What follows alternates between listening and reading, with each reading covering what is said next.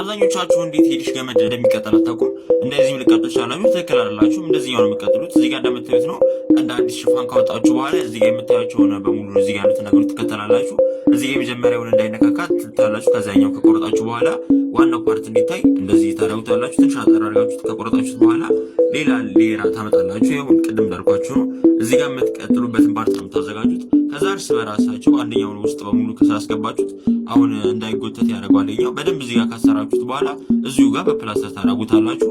እዚህ ጋር እንደምታዩት ነው እንግዲህ ምንም የሚከብድ ነገር የለውም። ከዛ የቀደሙን ሽፋን ታመጡና እዚህኛው ላይ አምጥታችሁ እላዩ ላይ ታደርጉታላችሁ። አሁን እዚህ ጋር የቀረው ላይ ራሱን በራሱ ማሰር ነው፣ በደንብ ጥብቅ እንዲል ማለት ነው። እዚህ ጋር እንደምታዩት ነው የላይኛውን በደንብ እየሸፈነው ነው። እሱን ደግሞ በፕላስተር ታደርጉታላችሁ። ቅድም ያመጣችኋትን ደግሞ አምጥታችሁ በደንብ ምንም እንዳይታይ ያደርጋችሁ እንደዚህ በላይተር ወይ ደግሞ በክብሪት ማለት ይችላላችሁ።